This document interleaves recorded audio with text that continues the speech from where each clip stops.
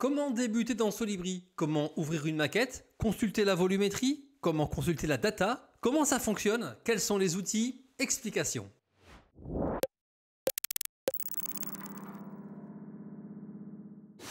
Dans cette vidéo, nous allons apprendre les bases de Solibri en ce qui concerne la visualisation d'une maquette BIM. Nous allons apprendre à ouvrir une maquette BIM dans Solibri. Nous allons apprendre à regarder cette maquette en 3D, par l'extérieur, par l'intérieur ou sous la forme de sections.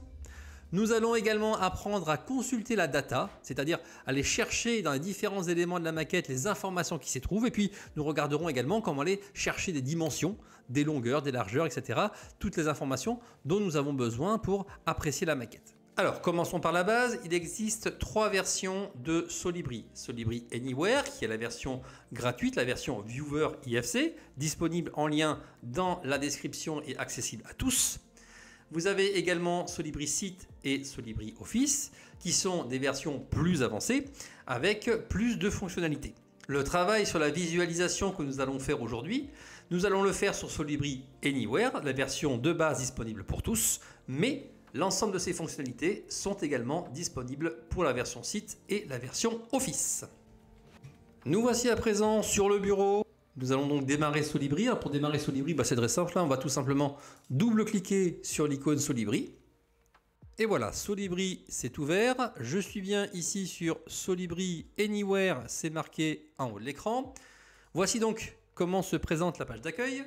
Donc sur la page d'accueil, qu'est-ce que j'ai à ma disposition? Eh bien, la première chose que j'ai l'onglet dit récent qui est ici. Donc cet onglet, en fait, il contient tout simplement les éléments récents, c'est-à-dire les derniers fichiers que j'ai ouverts ici à ma disposition, les derniers environnements sur lesquels se trouvent les fichiers en question, et puis ici une petite page de news qui défile automatiquement ou qu'on peut également faire défiler avec les petites flèches qui sont ici, qui nous donnent les dernières actualités et les dernières versions de Solibri. Ensuite, nous avons ici la partie paramètres, donc la partie paramètres dans laquelle se trouvent les options de paramétrage de Solibri. Si vous êtes nouveau débutant dans Solibri, je ne saurais trop vous conseiller de laisser ces paramètres par défaut et d'y revenir un petit peu plus tard. Et puis ici, nous avons la partie aide, donc avec un certain nombre de ressources à notre disposition, dans laquelle nous allons retrouver donc différents liens ainsi que la configuration actuelle de l'ordinateur ainsi que la version de Solibri et différentes informations qui peuvent être intéressantes d'un point de vue technique. Ensuite, nous avons une icône qui se trouve en haut de l'écran qui s'appelle donc Ouvrir modèle qui, comme son nom l'indique, va nous permettre en cliquant dessus de pouvoir ouvrir une maquette. Avant d'ouvrir une maquette, regardons un tout petit peu les autres onglets. Nous avons donc ici la partie modèle. Donc la partie modèle dans Solibri, c'est celle qui va nous intéresser essentiellement aujourd'hui puisque c'est l'endroit où on va visualiser essentiellement les maquettes. Une partie vérification qui permet de faire du checking. Pareil pour la partie communication ici qui permet de faire des rapports. L'extraction d'informations, c'est pour extraire des quantités et puis la possibilité de se connecter à des serveurs BCF. Donc un fichier IFC pour l'ouvrir, on l'a vu, 2 solutions. Soit je passe par fichier et je fais ouvrir modèle, soit tout simplement je vais ici faire cliquer pour ouvrir le modèle. Je vais cliquer donc ici sur le fichier IFC et je vais faire ouvrir. Je précise que nous sommes ici sur la version Anywhere, version gratuite.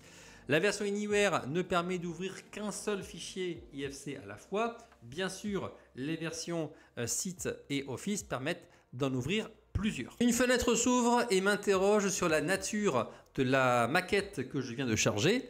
La discipline, ici je précise que c'est une maquette de discipline architecture. J'ai la possibilité de choisir une autre discipline. Cette option est intéressante quand on a plusieurs maquettes, c'est une manière simple de pouvoir facilement les différencier. Je valide et je suis donc arrivé ici sur mon espace avec ma maquette ainsi chargée. Je peux également supprimer une maquette en faisant un clic droit dessus. Ici, j'ai supprimé du modèle ici, me supprime immédiatement ma maquette. Donc, non. Voilà. Et maintenant, je clique là et je vais cette fois-ci ouvrir un fichier SMC. Alors, qu'est-ce qu'un fichier SMC? C'est un fichier qui provient de LibreOffice ou de LibreSite. Et c'est un fichier qui peut contenir plusieurs maquettes ainsi que des checkings éventuellement ou des extractions d'informations qu'on va pouvoir consulter directement dans Solibri Anywhere. Voilà, donc là j'ai un fichier qui a été fait sur LibreOffice et ce fichier contient un certain nombre ici de maquettes à ma disposition. Il est temps à présent de regarder en détail comment manipuler cette maquette en 3D. Alors nous voici à présent donc sur la maquette. Comment maintenant allons-nous pouvoir regarder cette maquette, la faire tourner, zoomer dessus, etc. Commençons par le zoom. Alors le zoom, c'est relativement simple, c'est la molette de la souris que nous allons faire rouler. Si je mets mon curseur ici sur le sommet du bâtiment et que je fais rouler ma molette, eh bien je zoome ici vers le bâtiment. Si je fais rouler dans l'autre sens, je m'éloigne du bâtiment. Si je mets ma souris ici sur cet arbre et que je fais rouler ma molette, eh bien j'avance vers le bâtiment. Là, je recule et pareil ici. Donc, je vais d'abord positionner ma souris là où je veux et ensuite je vais pouvoir zoomer ou dézoomer. Notons que nous avons également ici un certain nombre d'options à notre disposition pour pouvoir zoomer, que ce soit sur le plus ou sur le moins, mais également l'optimisation qui permet de ramener l'intégralité de la maquette au centre de l'écran si on l'a perdu. Autre possibilité également, c'est la possibilité de jouer avec les options ici de vue, dessus, dessous, gauche. Donc si je clique sur dessus, je vois la maquette vue de dessus. Ici, je la vois vue de dessous, je la vois ici vue de gauche, etc. etc. avec différentes vues sur lesquelles je peux d'ailleurs zoomer une fois de plus. Et là, j'ai des vues de 3/4 sur lesquelles je peux à nouveau zoomer. Autre possibilité également, utiliser la souris pour faire tourner la maquette. Il suffit tout simplement de laisser le clic gauche appuyé, comme ceci, et puis en restant bien horizontal, je vais me déplacer vers la gauche et donc je vois que la maquette tourne. Et si je me déplace dans l'autre sens, eh bien la maquette tourne dans l'autre sens. Si maintenant je monte vers le haut, la maquette s'affiche par-dessous et inversement si je descends. Alors, autre option également pour manipuler la maquette, le fait de pouvoir la déplacer verticalement ou horizontalement sans la faire basculer comme un objet que je passerai devant mes yeux. Je vais donc dans ce cas maintenir la molette appuyée, puis je vais monter ou descendre comme ceci, toujours verticalement ou horizontalement. Alors à présent, voyons comment est-ce qu'on peut se déplacer à l'intérieur de la maquette. Pour se déplacer à l'intérieur de la maquette, eh bien, on va s'aider d'une option qui se trouve ici en bas de l'écran qui s'appelle le plan, que l'on peut activer avec la fonction qui est là. Si le carré n'est pas actif, on peut cliquer dessus. Et je vais pouvoir tout simplement choisir ici en cliquant sur le nom des étages, l'étage qui m'intéresse. Donc par exemple ici le rez-de-chaussée. Voilà, donc là je vois le plan de mon bâtiment, je peux agrandir la fenêtre en cliquant sur la petite flèche blanche et zoomer à l'intérieur pour parfaitement distinguer le nom des pièces. Je peux également, en maintenant le clic gauche, faire défiler le plan pour trouver par exemple une pièce qui m'intéresserait. Je voudrais aller par exemple dans le séjour ici de cet appartement, eh bien je peux tout simplement faire un double clic ici dans la pièce et immédiatement, voilà, je me retrouve ici dans la pièce en question. Si je veux aller dans une autre pièce, je veux aller par exemple dans ce séjour-là, je double-clique dedans et voilà, je suis dans le séjour. Si maintenant je veux changer d'étage, eh bien libre à moi d'aller par exemple au R+2, donc automatiquement la caméra monte au R+2 et là je vois effectivement, on voit ma position dans le séjour et j'ai bien ici cet angle de vue qui me présente effectivement ici un angle que je retrouve ici. Alors je voudrais à présent aller regarder un petit peu autour de moi pour voir un petit peu ce qui se passe dans la pièce. Je vais donc aller chercher un mode de visualisation adapté à la visualisation intérieure. Jusqu'à présent j'étais dans le mode pivoté qu'on a vu et qui était tout à fait adapté à la visualisation extérieure. Et je vais passer par exemple ici dans le mode dit jeu. Donc le mode jeu, l'avantage c'est que maintenant quand je vais bouger ma souris, je vais bouger ma tête. Donc si je me déplace horizontalement vers la droite, eh bien je regarde vers la droite. Si je me déplace horizontalement vers la gauche, je regarde vers la gauche. Si je regarde vers le haut, donc je pousse la souris vers mon écran, je regarde le plafond. Et si je descends ma souris vers moi, eh bien je regarde vers le sol. Je peux donc regarder ici l'intégralité d'une pièce. Je peux éventuellement avancer dans cette pièce avec la flèche qui pointe vers le haut sur votre clavier afin de faire quelques pas dans la pièce.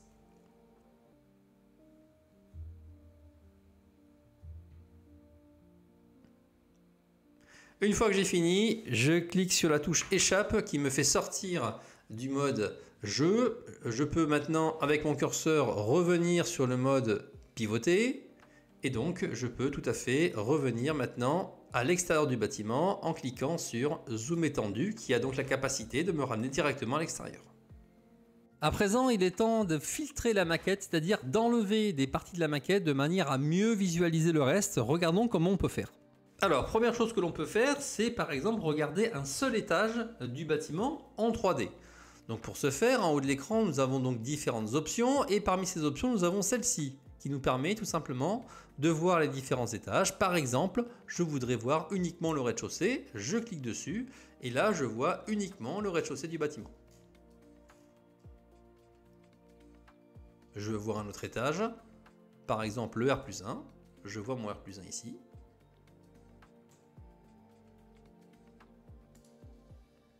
R+2, etc. Lorsque j'ai découpé ma maquette en morceaux, comme ici, j'ai la possibilité de ramener l'intégralité de la maquette en cliquant sur ce bouton-là. Voilà, ma maquette est revenue dans son intégralité. Donc ici, les plans d'étage sont assez pratiques pour tout simplement créer des découpes horizontales. Maintenant, si on veut créer des découpes verticales, eh bien à ce moment-là, on va pouvoir utiliser l'outil coupe. L'outil coupe se trouve ici dans la section Info. J'ai diverses options à ma disposition. Par exemple ici, la possibilité de faire une coupe. Je clique dessus, je clique sur un mur, et voilà, ici, vous voyez, le mur a servi de plan de coupe, et maintenant j'ai bien une coupe de mon bâtiment.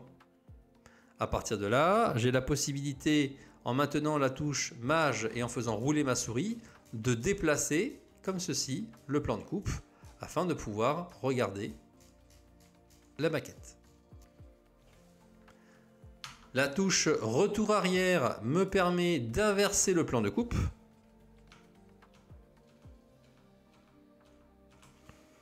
Et la touche T me permet de le masquer ou de l'afficher. Je peux créer autant de plans de coupe que je veux. Regardons à présent comment aller un petit peu plus loin dans le filtrage de la maquette en allant chercher exactement ce qu'on veut en utilisant un outil qui s'appelle l'arborescence modèle. L'arborescence nous présente tout simplement le contenu de la maquette. Donc ici, cette maquette que l'on a sur l'écran, elle est constituée en fait de 3 maquettes différentes. La maquette architecture, la maquette CVC et la maquette électricité. Et chacune de ces maquettes est constituée de la même manière: un site, un bâtiment, des étages. Dans chaque étage, un certain nombre de petits dossiers qui reprennent les principaux éléments qui se trouvent dans l'étage, donc escaliers, des espaces, des fenêtres, des garde-corps, etc.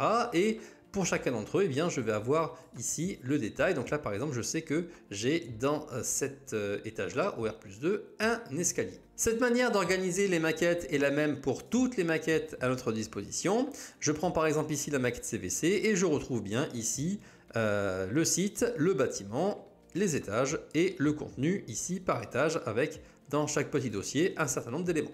Et c'est ce système d'éléments emboîtés les uns dans les autres qui va nous permettre d'afficher ce qu'on veut.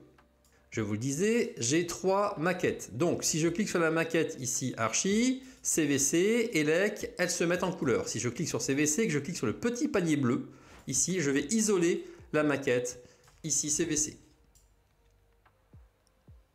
Si je clique sur la maquette électricité, je vais isoler la maquette électricité. Idem pour la maquette architecte qui s'affiche ici sans les autres éléments.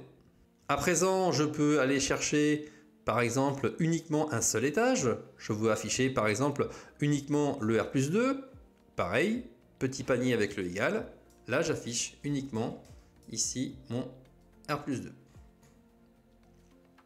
Je peux à présent déverrouiller mon étage et voir le contenu qui s'affiche.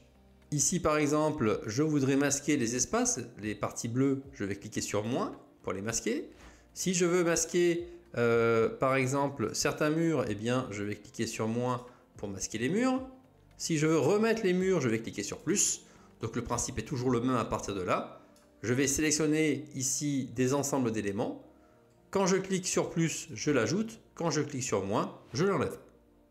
À présent, regardons comment aller chercher des informations sur la maquette, que ce soit des informations dimensionnelles à l'aide de l'outil de mesure ou bien tout simplement des informations descriptives qui sont à l'intérieur de la maquette BIM et que l'on va pouvoir regarder à travers Solibri.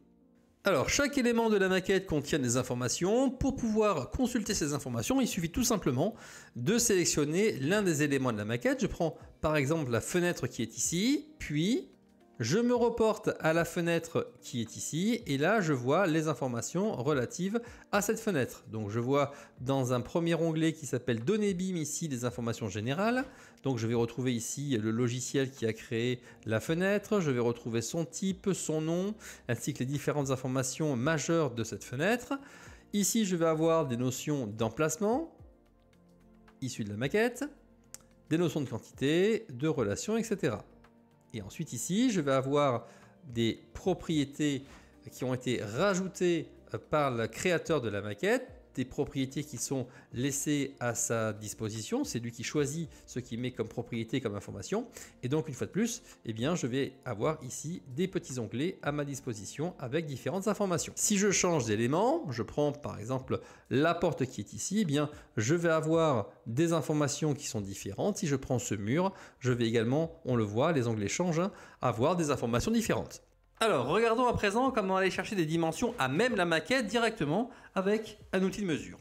Alors, on va zoomer par exemple ici sur la toiture de notre bâtiment. Et puis, on va par exemple aller chercher la largeur de cette dalle.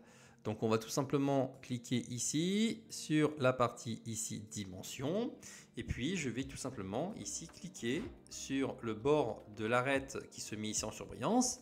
Paraître de l'autre côté, hop, et voilà, j'ai l'information qui s'affiche là et elle est également ici ressaisie dans une petite fenêtre avec la valeur qui s'affiche. Je vais faire la même chose ici sur une hauteur. Ici, par exemple, de ce point-là à ce point-là, cette fois-ci, je prends à l'angle. Voilà, donc 62 cm, parfait. Autre possibilité à votre disposition, venir ensuite enrichir les dimensions par des annotations. Vous avez ici dans la petite flèche la fonction annotation qui permet tout simplement d'afficher cette petite palette et cette petite palette va vous permettre tout simplement ici d'afficher des éléments comme des flèches, des traits, des nuages, des textes également, ainsi que des notions de redatage et d'informations complémentaires.